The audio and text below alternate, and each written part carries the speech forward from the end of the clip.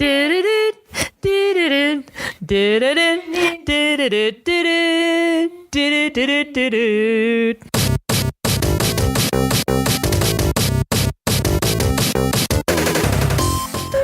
is UnpauseIt, a podcast by a family of geeks. I'm Lady Disdain, and I'm 43 years old. I am the sauce underscore, and I am 11 underscore the data bytes. 41. I'm Furious Girl, and I am 9.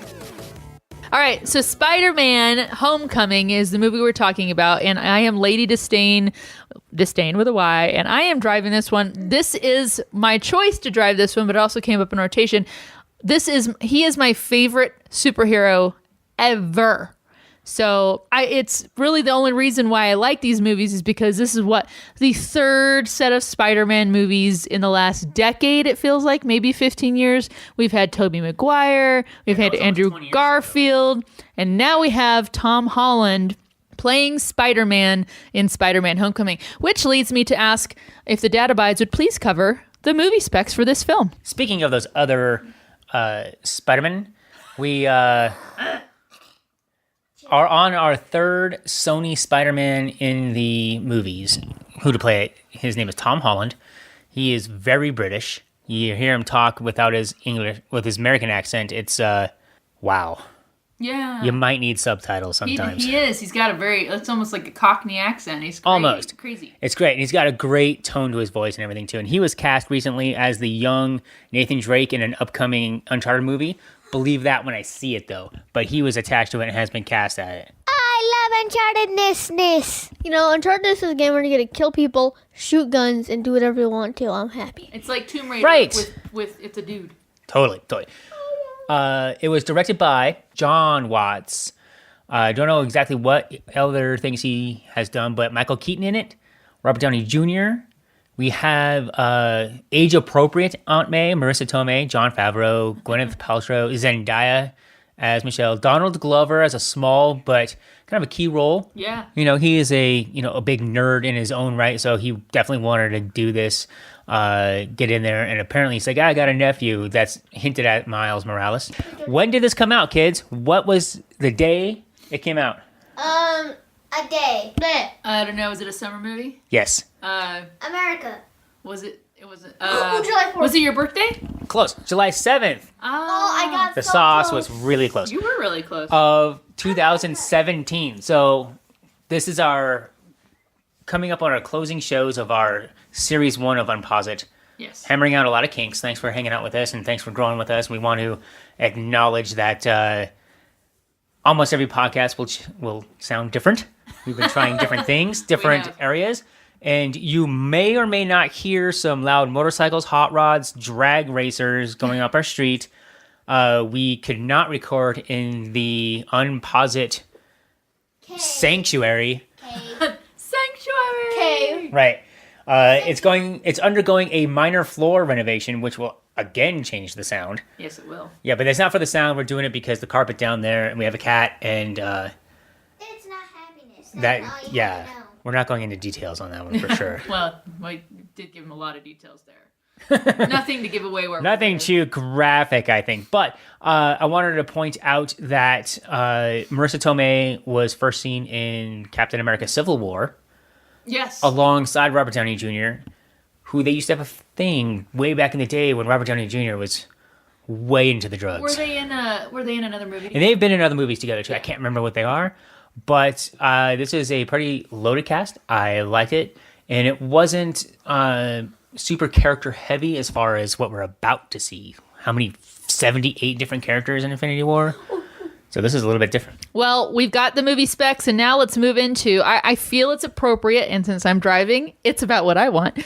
I do feel it's appropriate to talk about superpowers, because we did see Spider-Man in Civil War and saw him swoop in we talked a little bit about this kid's superpowers. So I'm going to hand it over to the sauce first. What do you have to say about Spider-Man's superpowers? Okay, Spider-Man superpowers. I ain't got nothing to say. You all know who Spider-Man is. Just yeah, but what if they don't? What if they're new to it? Yeah. So some then curse you. Podcasts that are Don't curse anyone. Okay, fine. Some kids are Fake younger curse. than you guys, and they have not seen Spider-Man. What's your reaction to his powers? Yeah. How did you Oh. feel? What were your I feel like impressions? I feel like he's a powerful kid. Can I say a weakness real quick? No, because we're not there We'll yet. get to Okay. But hand it over to the G, to the... Hello.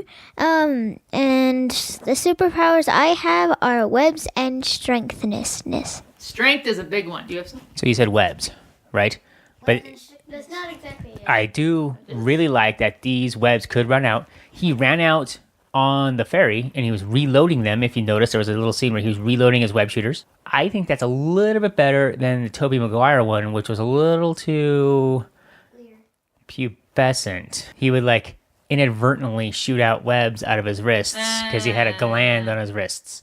I like it that it was actually technology that brings him closer to a young Tony Stark in the MCU. It makes him, as a high schooler, able to concoct this type of thing up there. I mean, he's not Shuri, Dr. Banner, maybe even Doctor Strange level, because Doctor Strange is he's very specific though in his neurosurgery. Those other ones are more technological. So, but he is another genius superhero. Another power I would like to ask, I asked everybody, what did we not see as far as superpowers? Spider sense. Spider sense. We never saw in this movie. Right. We didn't really see that kick in. Although you can see evidence of it. Right. And it was a little bit like maybe a little bit here, a little bit there, but the Infinity War trailer, when all his arm hair stood up, Spidey sense, gave me some Spidey sense. Not like the Drax Spidey sense. My nipples! Oh, I can't wait. That's all. Or we've already actually recorded that once. Good. Yeah, I love Peter's superpowers, and this does harken back to Civil War a bit. But you just see so much evidence where he is. I mean, and granted, Iron Man tells him, well, if Cap wanted to lay you out, he would. But you see a lot of evidence that Peter is stronger than Winter Soldier, possibly as strong as Cap. Oh, what? No.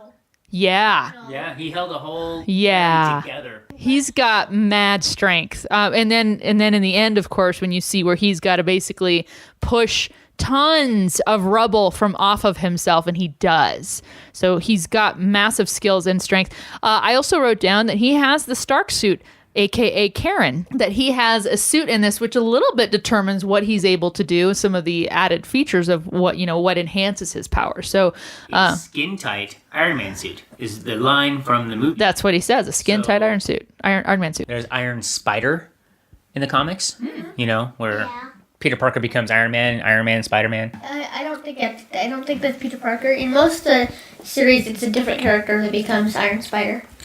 Okay, I'll give you that. There's more than one person who has donned Spider-Man. There's more than one person who's been Thor. This is comics. We've got 60 years of all kinds of rebooting, resetting, trying to get into the zeitgeist that they're in. You know what that means? No.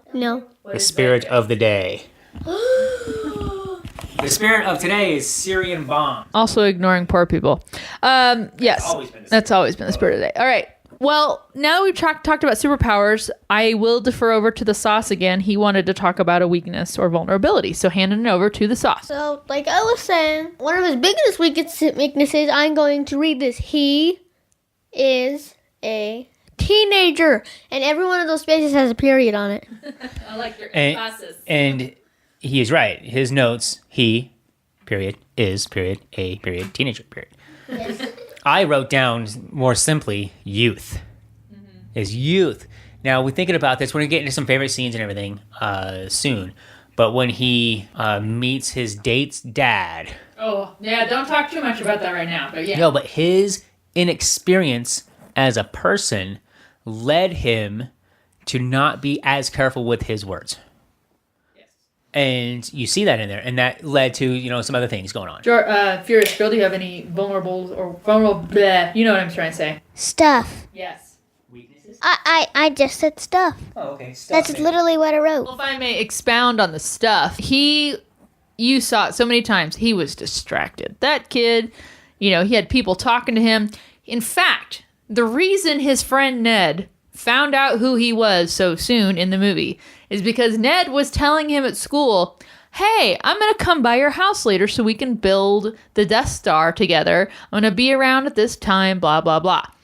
Peter was not paying attention to Ned because he was looking at Liz. He was checking out the girl at school, and you heard it just fade out of his consciousness. He was like, I'm over there. That is extremely normal. And yes, it is. But that also led him to when he's crawling. He's crawling on the ceiling into his house. He's all quiet. He's like getting the door shut, and he lands and he turns around, and Ned is just sitting there, and then down goes the Death Star. Blah! Legos everywhere. So distraction is totally Don't one. fret. There was a scene later in the movie where they rebuilt it. That's right. And Dad Abides, could you tell us about how much was that Lego set, or what were you talking about, the Millennium Falcon? There currently is a $800 Millennium Falcon that is $7,000 something one. 7,500 pieces. $800. This one was 3,800 pieces. So the Millennium Falcon surpasses all the other ones, and we want to get it. But that's 800 bones, and we're not going to get it because we have no place to put it. We really have no place to even build it. I was the first one who wanted it. I literally said I wanted to buy it. I said that, and I said I was going to pay for it. And she stands by that. And I mean it. I will buy it. You know, Dad probably wanted it before you were born, but It wasn't out before she was born. yes, it was. A Millennium Falcon was, but not this Millennium Falcon. Lego Millennium Falcon. Yeah, they did when before she was born, but it was only about 1,500 pieces, I think. It wasn't to this level. 7,500 pieces. Yeah, but Dad still wanted it first. And then he drops it. I felt for him. You're like, oh. And how many of those pieces were lost forever? Just like down the vent of the sauce's room. What? Like your vent. Yeah, you've got a vent that has eaten some Legos in our past. All right, let's talk about the villains. And Toombs actually is the villain. He plays the Vulture. He has placed as the number 6 spot for our family's ranking of the MCU villains. Mostly my purpose. I was right there with you. So the villain is played by Michael Keaton, the one and only Michael Keaton. And I did read some trivia where apparently he was making all kinds of lines from Batman in this movie when he was in behind the scenes and cracking people up. Because that's where he's from. I mean, he's not a stranger to comic book heroes or villains. He was the Tim Burton version of Batman. But man, he is a great villain in this. And actually, and one that you empathize with, you totally get it. And he's got a very complex, awesomely established villain in this movie. Michael Keaton will only play superhero movies with those characters having wings. So he was in Birdman, Batman. Now he's a Vulture. Kids, talk to me about some Toombs here. His first name was Adrian Toombs? Is it Adrian Toombs? I think so. Mandarin. It's not the Mandarin. It's not fruit. He's not a fruit. So what are your thoughts on Toombs? Yeah. Was he scary? Did you find him scary? Did you find him intimidating? I found him like, hey, look, a bird. Oh, wait, no, it's coming to kill me. And then I died, and I don't feel anything because I'm dead too quick, and I'm like, I don't have an impression. Okay. Give us some thoughts, Furious Girl. Question mark? I don't know. Thoughts on the Vulture. He can fly. He can fly.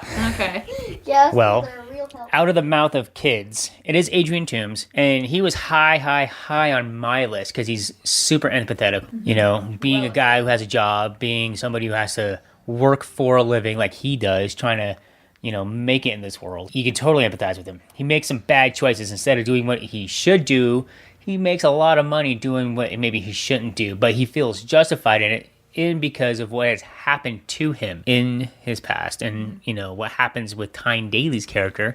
Again, going along the formula, and a great formula of having a very minor one-day character come in who is an A-list style, A-list caliber actor, actress. Tyne Daly can hold her own against anybody. What? Who? When? Where? How?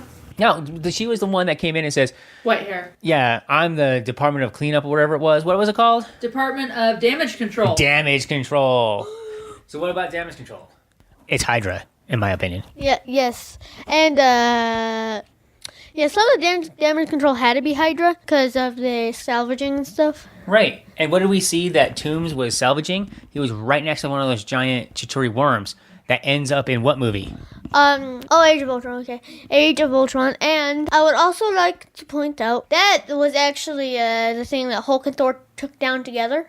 Yeah. Yeah, you remember that? And ended up in Grand Central Station. Oh, Yes. Yeah. good. Very nice. Tie together. Yeah, and that's yeah, where it is and then Grand Central the punch, the infamous Hulk punch. So, were there any other villains in this film? I mean, I felt there were a few that were kind of offshoot villains. Tombs being the major one. What do you think? What do you guys got? Anybody else? The fake Avengers. Just the criminal element of New York, right?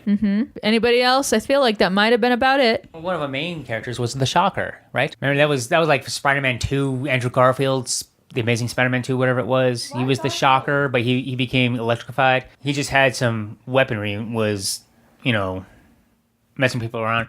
But the Tinkerer, these were all Adrian Toomes' people, right? One person still at large is the Tinkerer. He's the one that made all of that tech. That's right. So bad guy tech. What do you think? Nothing else. I don't have anything. Okay, let's skip down to the Stan Lee cameo. It happened a little early on in the movie. Who remembers what the scene was where Stan Lee appeared? He appeared when Spider-Man attacked some person who was trying to get to his car and thought that he was robbing, and Stan Lee was doing stuff. Was he yelling out the window? Yeah. And then he was like, "Hey, was it?" His name was Gary, I think. Gary. Let me tell you about Gary. Willis, what about you? Do you have anything to add about the Stan Lee cameo? It was good. Wait, I rated it 10 out of 10. Okay. Yeah, I liked it. I thought that's what you need to Stan Lee. Just some other person in the movie. This one he was just a neighbor, and there's all yelling across the alley. You can totally relate to it. That's how you do a Stan Lee cameo. I thought it was really well done. It was great. And my rating was 1 out of 10. Oh, didn't like it, huh? Nah. Not a fan. I liked it just because it did feel very New York neighborhood where everybody, those people all are used to like leaning out their windows and yelling at each other and yelling at people down and be like, "What's up, Gary? Hello, Mildred. I haven't seen you in a while. How's your mother?" Blah, blah, blah. That's how neighbors do it. They don't have porches so much, but they have windows that face each other. All right, so let's dodge into the battles and fight scenes. We had a few, and I definitely know which ones are my favorites, but we had the van chase kind of toward the middle or toward the beginning where Peter, instead of going to the party, he, sees some nefarious activity going in the suburbs. Did you guys recognize where he's so used to swinging from building to building and suddenly he had nothing and so he actually had to run across the golf course? So it sucks. And the sprinklers came on too, I think, right then, which was funny. But they're not like sprinklers we have at school. It's just like a steady stream. And I think he dodged all of them. But You got wet, I bet. The ATM fight was before that, I do believe, where he fought the Avengers. yeah. Because in every movie, we want to see all the good guys fight each other. It's a thing in the MCU. And it kind of bothers me a little bit to see that. But this time, they were just wearing cheap masks. And guess what? Hulk finally lost. But that's a fake Hulk. Fake Hulk. Then we had the Washington Monument. So we had I wouldn't call it a fight at all. Like when he, That was an action set piece, not really a fight scene. yeah, that's true. But not really a fight scene, not really a battle, but he was basically just trying to get there. I like that one a lot because, it just was really cool to see him actually finally kind of appear with his friends, and Ned finally got the satisfying yes, Spider-Man saving us, and legit was saving them. But it figures in later, it was important that he saved everyone, including Liz, in that scene. The ferry, the Staten Island ferry, where he tries to go in and he's trying to stay under the radar and he doesn't want Tony to know, and he goes in and he is trying to foil whatever the deal is that Toomes has set up with was that Scorpion, that guy, the kind of skinhead guy? Yeah, he had a scorpion on his neck. It was never really, listed as the Scorpion, just a gangster. So that is one of my favorites because you do just see the power of Peter. He's also kind of got a comeuppance because Iron Man has to show up and actually finish the job for him. But how he tries his hardest to save the ferry. And then that's that epic scene. And this is right up there with when you see Cap holding the helicopter down, when you see him holding the two pieces of the ferry. Now, this is like a multi-ton heavy piece of boat and he's basically just holding it. By sheer strength he was holding it together, and then he feels it ease up because of Iron Man, but he had it wasn't going any farther, but it was just a question of how much longer he could have done that, right? Any opinions on the ferry battle? I do believe. Yeah. Well said. Yes, very eloquent. Indeed. I have nothing, so goodbye. It had Droney pops out. We see what's going on, and this is where Toomes gets, this is where Spider-Man gets a shot of Toomes. He sees his face. Saw who he was, didn't know that it was Liz's dad. Spoiler alert. Nah. I know. But that comes back into the next scenes, favorite tense scenes in there. But it was very well done. It had to happen where he failed because of his inexperience and youth. And Toomes says, "You're messing with things you don't understand." It was right. Yes. So the Vulture was correct in his assessment. I mean, he's a kid, right? That's his biggest weakness. So Tony giving him an Iron Spider suit, or basically a skin-tight Spider-Man, Iron Man suit, probably wasn't the best thing to do. I don't give these kids keys to the car. Yeah, agreed. Right? Yes, you do. I'd lose him down my vent. Oh, man. Yeah, you would. Well, and it does show a little ignorance on Tony's part to not realize that, of course, he's a teenager. I mean, he's just a teenager, but also a very intelligent one. And he's not recognizing enough. This kid he wants so badly to put his powers to good use. Going back to what he said to Tony in Civil War, remember he's like, if bad things happen and you have the power to stop it, they happen because of you. Right. So this kid wants to get in there and do stuff. And he has other reasons too. You can tell he wants to be an Avenger. He wants to be a superhero. He wants to be recognized for that. And Tony's not exactly the fatherly type. Tony is not the fatherly type. And he didn't have the fatherly type, so he comes by it honestly, for sure. But he didn't realize that you give that much of a weapon, which it really is, an effective weapon in the suit to a teenager that he's not going to try. I mean, all they did was they found out the training wheels protocol. Did anyone else find it a little unbelievable that Ned was able to crack the training wheels protocol and take that off? No, because these are Midtown science. These are the best of the best, right? Ned is the guy in the chair. Of course he's going to crack it. Well, actually, it said training rules protocol, and it said active. You could just click on that and it turns into not active. Yeah, it wasn't like it was something he was recoding it. He was just activating something that was already there. He wasn't programming something.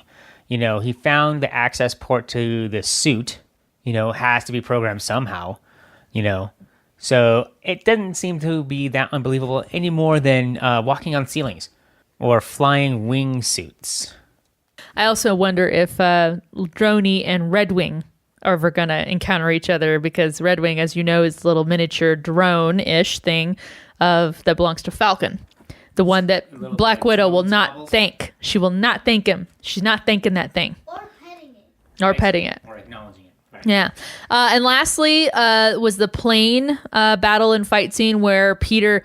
I mean, he does, after he gets out from all that rubble, he's able to get up and, web sling onto Toomes fast enough to be drug up to the plane, and then it kind of gets involved with that, which leads to the plane crashing and that final battle between those two where he saves Toomes' life. I liked the ferry scene better than the plane scene. I really did. It was more satisfying to me, even though he fails at it, but it was a little more epic feeling to me. Well, it's more of the favorite scene. It's more of a plot point, too, where he has to lose his suit. We see him as Spider-Man fully suited in Civil War. Yeah. Right? So he was introduced to us. This isn't an origin story. We hear, Spider bit him, Spider's dead, can't do it. I've had these for about 6 to 9 months now. It was 6 months after he got bit that Civil War happened. Yeah. And then this is, 3 months later? It's a while later that... It's 2 months later, actually, was when he was still kind of texting happy It forever. was on the train with everybody else. Okay, so a couple months later, so 8 weeks later. So he hasn't had his powers all that long.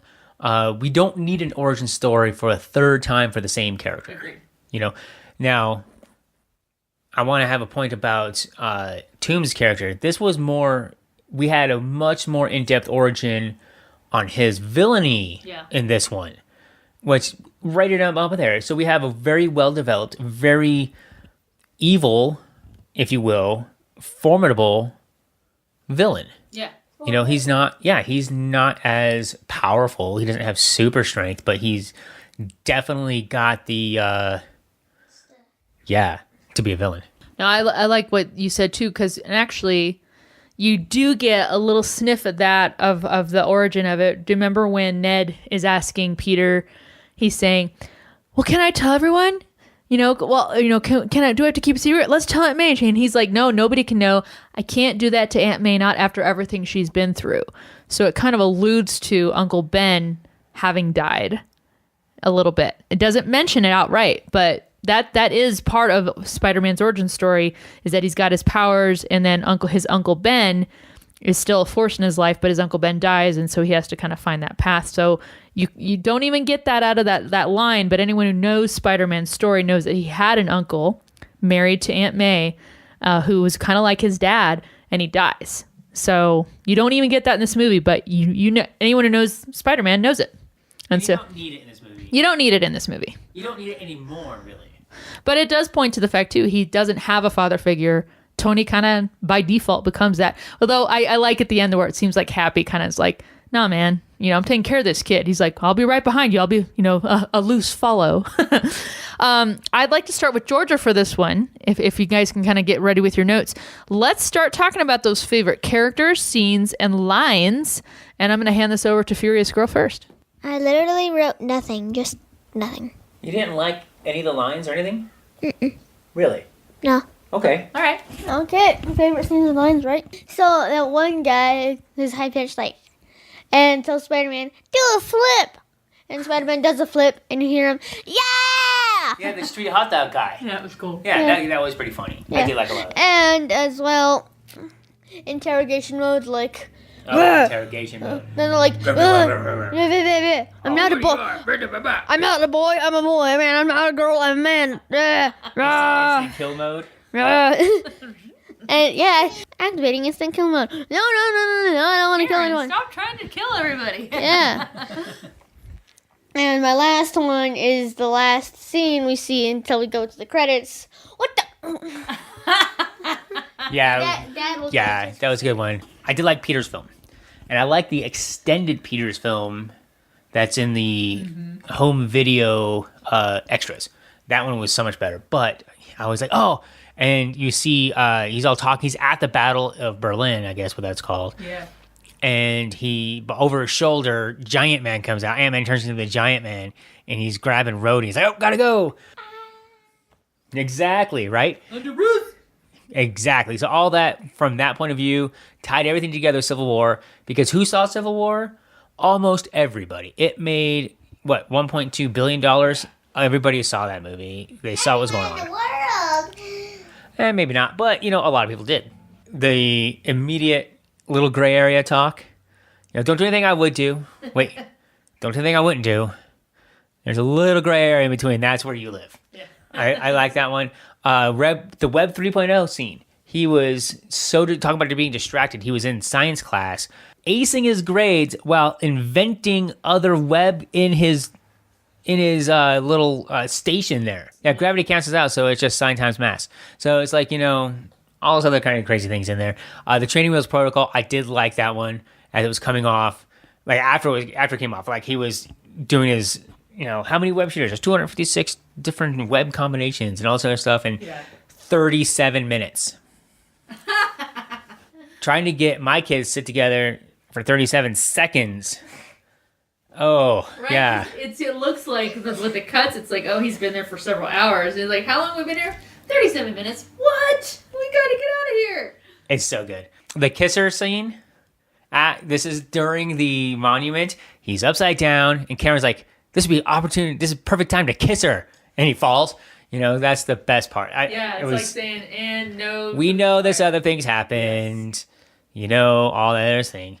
But my absolute favorite scene, because he's doing this thing, there's a montage, because even Rocky had a montage, where they're trying to figure out how to tie a tie. So he and his aunt are trying to tie a tie, because Uncle Ben has passed.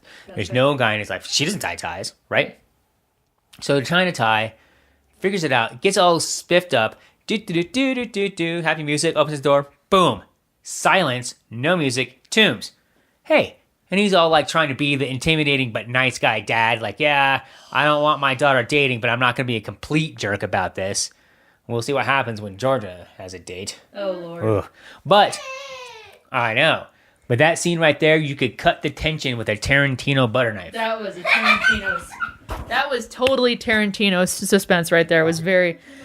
So Quentin Tarantino is a movie maker that Daddy and I both really like, and we both said that no one creates a scene of suspense where you're just like, what's gonna happen next? Nobody creates that as well as he does. So the whole scene with Peter meeting Toombs and realizing this is Liz's dad. The music, the tone, the cinematography.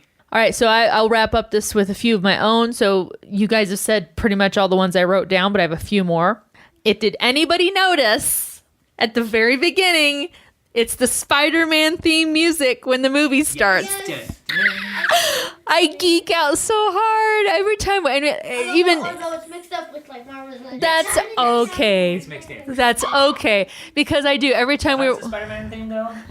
do do do do do do do do do do. That's so great.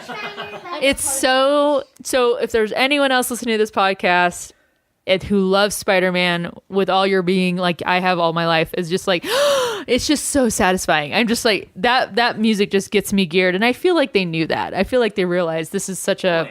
Sony owns that music. He's a major superhero. I mean, I still remember back, do you remember watching... Electric Company on TV, and they had a little Spider-Man, that was the best part of Electric Company. It was a live action Spider-Man. Go, bow, and this black net would just like. It was great, and that's when I first started watching Spider-Man. And it's way before your time. But those are for the adults out there who are probably Gen X and older. But yeah, it was great. So that just gets me. It doesn't matter if I'm like, oh yeah, we're gonna watch Spider-Man, and then we see that I'm like, it's Spider-Man. I did love enhanced interrogation mode. Rue, what are you doing? Tell me where we're going. I'm not a boy. I'm a boy. I'm not a girl. I'm a woman. And you're like, you've never done this before, have you? I loved Spider-Man holding the fairy together. I already mentioned that. The car ride after, so that in my opinion is one of the best scenes. Now, and it just drives back to when it is not easy to make a very memorable, awesome, weighty scene like that. They are all in the same... They're sitting. It's not an action sequence. It's all drama. It's all lines. And that scene just so... my gut gets all clenchy the whole time because you see Toombs doing the math. And he's like, I know who this kid is. And for the record, when I say meeting Toombs, from the time he ties his tie and rings the bell, it's from then until he leaves the car and goes into Homecoming. Yes. That's what that is, Homecoming dance. Yes. So that's why it's called Homecoming, because it all takes place on that night. That's right. So yeah, so both of you and I share that. That was just a really good one. I do love the line Tony says to him, which is very much what Tony experienced. If you're nothing without the suit, then you shouldn't have it. Which is something that Tony had to learn. Yeah. In Iron Man 3. That's right. Tony had to learn that and that was one thing Pepper kept saying. She's like, the suits are a distraction, be who you are, and you don't have to, these are not your life. So he had to realize that and had to have help with that. But I do love that he tells Peter that, and you can see Peter panicking like a teenager would. Like if I told you guys, I'm like, Georgia, I'm going to take your paints away, your paintbrushes, or I'm going to take away Willis's Legos. You'd probably be like, well, there's that. But you'd be distraught. You'd be like, Dad, that's my life. And like, no, because if you need to be able to be something without this. What if you didn't have all of those things? You have to be who you can be, the best you can be without all those things. Good. Well, see, that was a teachable moment. So I loved that. I loved the pushing off of the rubble where, and for anyone who suffers from any level of claustrophobia, that was a rough scene because you see Peter and he's just got all the stuff weighing down on him. He can't get out. He's stuck. That's not claustrophobia. Yeah. Claustrophobia is just thinking everything's closing in on you, right? Because you're surrounded. It's a irrational fear. That's what the phobia comes. There's for anyone who's read Chronicles of Narnia, one of the books is called The Silver Chair. And it's the hardest book for me to read because at one point, the kids who are kind of the heroes in the story have to crawl through tunnels to get down to this underground layer. And it talks at one point about the girl gets stuck. Like she gets stuck in a very shallow little part of the tunnel. And I hate that part because every time I'm just like, if you're stuck and you've got miles of earth above you. Can't see. And you can't see and you can start easily being like, I'm stuck, I can't breathe, I can't move. That's claustrophobia. And that's That's what I feel. So I very much felt that during that scene. I thought they did such a good, and he's panicking. You can hear him in his voice. He's like, help me, help, help, help. And he just has that moment where he kind of centers down and, becomes quiet. And he remembers what Tony says. He's like, if you're nothing without the suit, then you shouldn't have it. And he realizes like, I don't need the suit right now. I don't have the suit right now, but I have to get out of here to save my own life. And so he pushes the rubble off himself. And that's epic to me. And then lastly, yes, the what the at the end of that, at the very end of the movie when apparently Aunt May just made a discovery. And so Aunt May knows. Now with that, the good storylines for the sequel. That's right. So mid and end credit scenes. Who remembers what the mid credit scene was? Anybody remember what that was? It was when Toombs was in jail, incarcerated, and the Scorpion guy comes up to him and says, word on the streets, you know who Spider-Man is? And Toombs is like, if I knew who he was, he'd already be dead. Protecting him or saving him for himself. Probably saving Or he just has this crazy messed up sense of honor too, where he was just gonna be that guy. However, we can explore this because he, the Vulture, survives this one. It can be a recurring enemy. We don't know. We know that we're not going to get the Kingpin because that belongs in the Marvel Netflix cinematic universe part of it. Although that would be an amazing if Vincent D'Onofrio would be in the second one as Kingpin against Spider-Man. That would be epic. Intense. But the second one, End credit scene. the end credit scene. Do you remember what it is? Captain America. Yeah. That was pretty good. I remember watching this, and he comes out. So you got detention. And tell you about whatever patience. You ever feel like you just waited for everything and it just wasn't worth it? And it just ends. I'm like, And how many more? that's of the these? best. Right? I remember sitting in the theater because, that is what we do. When you go to see Marvel movies, you should know that you need to stay to the end all the way through the credits. So if you have not done that, why? You need to do it. The Pavilions, Denver Theater, downtown, and the downtown pavilions. Why are you raising the lights for any Marvel movie? That's right, guys. Fix your escalator. So, so we have the Captain America. I don't know. Dad abides and I probably find a little more humor in this than anyone else because you do get. Seen these things. They've got some famous person doing some public service announcement. They show a video in the class. Yes. G.I. Joe's and the thing. Don't light fires with butane. When you have a bloody nose, pinch it and lean forward. Don't lean back. You might choke on the blood. And the what's the knowing is half the battle. Go Joe. So what did you guys rate the mid-credit scene for the prison sequence? I'm going to hand it to Georgia first. 5. Out of 10? Yes, because who the heck is Scorpion? I give it a 7 because you got more Michael Keaton. Yes. Okay, 1, Georgia, how do you know not know who Scorpion is? We'll look it up in a second. And 2, okay.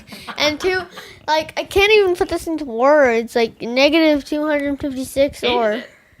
You just thought it was boring, right? Okay. I thought that was one of the worst things ever. I gave it an 8 out of 10. I liked it because I thought I still love Michael Keaton. I do personally believe that his sense of honor is that he was protecting Peter by saying that he doesn't know who he is. Because that same sense of honor, the fact that Peter saved his daughter was what said, I'm going to give you one chance to walk away from this.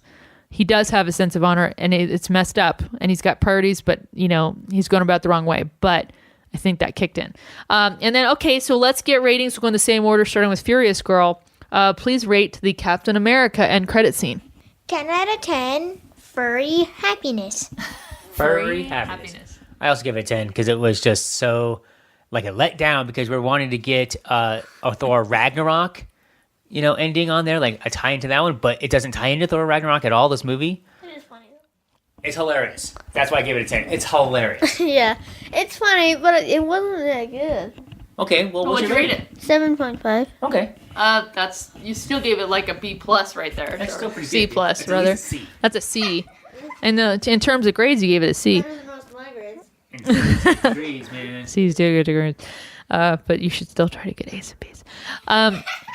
All right, and so I rate it, the end of the Captain America, I do give it a 10 out of 10 because it was basically like Marvel saying, Suckers. We know you're all still sitting there waiting and watching, and so does Captain America. Right. And it was funny. And also, if you guys have the Blu-ray, look at the extended features. Rapping with Cap. You get all of those bits of the rapping with Cap, and they're pretty darn funny. So you need to watch those. All right, before we do overall rating, give me your half-hour screen time. What are you going to spend your half-hour screen time on this week? I'm going to get Willis first. I honestly don't know. Well, I'm Play by really ear glad. every day. I was really in suspense to know what you were going to say. Zelda and Overwatch. And maybe a little Clap, Minecraft. clap, clap, clap. And for those of you who keep wondering what this half-hour screen time is, and you hear the kids talk about video games, once we've reviewed Infinity War, the next season of this podcast is going to be about video games, kicking off with you guys are going to teach us how to play Minecraft. And I call you're, dibs on doing all you're of gonna it. be lame at it. We're totally going to be lame at it. I call teaching It's okay. Mom, and Willis will teach Dad. Oh, and We'll have one more two thing. separate parts. We need like a video to those podcasts. We can totally. We will totally hook up maybe the 360 camera for that one. Yeah, you know, some screen sharing. Or Yeah, we'll do some video for those, but we're gonna have a discussion on Zelda. So us three will discuss it with Lady Disdain, who doesn't play it, and that will be the first 2 weeks. And then the third one, we're gonna go through the Uncharted series, Nice. like the whole series. But And then Mom will teach us Tomb Raider. right after those three, we have the Han Solo movie. Oh, So nice. we're gonna go into series 2.5 will be Star Wars heavy. We're gonna start with Han Solo, which will be a immediate reaction review podcast, and then we're gonna go into maybe 1 or 2 weeks of rating all the other movies.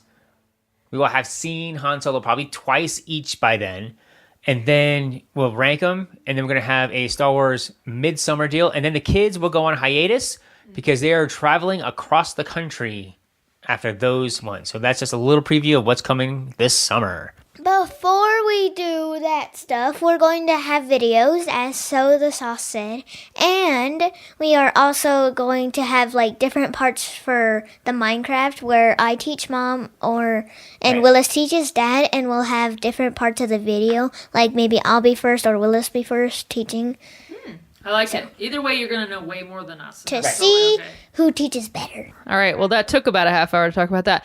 All right. So, Yes. overall rating is next. Our overall rating for each member of UnpauseIt from this for this movie, I chose for a unit of measurement, larbs. I larb you. I larb you, and I think the waiter larbs you. I mostly liked that because during that scene, Willis or the sauce looked over at me and goes, "That's so you, Mom. I larb you." Now, for anyone wondering what the heck a larb is, because I sure was, I looked it up. It's too larby. A larb is a type of Lao meat salad that is regarded as the unofficial national dish of Laos. It is also eaten in the Isan region, an area of Thailand where the majority of the population is of the Lao ethnicity. Main ingredient is meat. So it's chicken, beef, duck, turkey, pork, or fish. That's a larb. That's larb. So I larb you. I larb each one of you, and I want to hear how much you larb this movie, 1 to 10. On a scale of 1 to 10 larbs, I gave this one 9.5 larbs. I really enjoy this movie, and I think I enjoy it most because of the villain in this one. I gave it 9 out of 10. This isn't the best one. It was pretty good. And some of those points are for the villain. Nice. 9 out of 10 is pretty good. I give it 5 out of 10. It wasn't that happy. Okay. Okay. 5 out of 10 larbs. Goodbye-ness. I gave it 10 out of 10 larbs. I'm sure you're shocked, but I really do. I love Spider-Man. I thought they did a great homage to it overall. They did not, which I was afraid of, they did not overkill it. I have seen all of the Spider-Man movies. I have seen the ones with Tobey Maguire. Hated the last one because, oh my God, I fell asleep. I liked Andrew Garfield in those. So I've seen all of those. I really was thinking, oh my God, really? We're doing another one. We're doing this again. And I was fine. So 10 out of 10 larbs. Gonna go over some box office. Give me some box office. What do you think this made opening weekend? I wonder if people had Spider-Man fatigue, but were really excited he was joining the Marvel Universe. So I'm gonna say 91 million. Higher than that. It made 117 million. Dang. Pretty good opening weekend. However, last year was not a very good year. Worldwide, it did $880 million. Wow. So Wow. did well. Yeah, it did. It had a huge drop the second weekend, 62% for the second weekend. So it dropped a lot, but it stayed in for a while. Ragnarok only made $853 million worldwide. And it's a Only much $853 million. better movie. I know. We're taking this in with a grain of salt because Black Panther made, so much money. Yeah, it still is. Civil War made so much money. Age of Ultron made so much money. And Avengers made so much money. Like, we have these, spikes in there. So there was a Forbes article. It's like, well, if Infinity War only makes $800 million, is that not enough? And it might not be. It might have cost the Marvel, Disney, Brain Trust, whatever. It is rumored that both movies were filmed, Avengers, Infinity War, and the next Avengers, Avengers 4, were filmed back to back. They are, I don't know, currently filming or what. I don't know what the deal is on that one. Not a Hollywood insider. That's why I like talking about this, because I'm not an insider. But it is rumored that both those together cost $1 billion. Like, the cost was $1 billion. Wow. They just said, well, we can do it, no matter what the stars want. We're just going to pay it. Do it. So if they don't make that money back, it could be a problem. Right. Which means together they have to make $2 billion. The rumors are, and the prognostications, if this is a good movie, this one might make $2 billion on its own. Good. Infinity War. Ragnarok came out a little bit later. There was 3 MCU movies: Guardians 2, Spider-Man Homecoming, and Thor Ragnarok. All came out in 2017.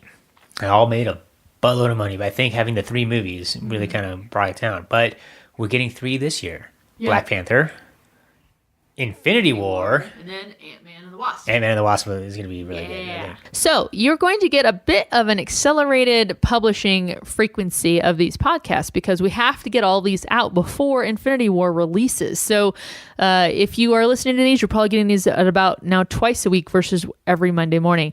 But that's just because we need to make sure you get all the things you want to cover this stuff and recap everything before we hit Infinity War. So thank you guys for listening. Remember, you can write us at P.O. Box 1343, Englewood with an E, Englewood, Colorado 80150, or visit us at UnpauseIt.com, where you can follow us on social media as well. Thank you guys for listening. Unpause It is on iTunes, Stitcher, and Google Play.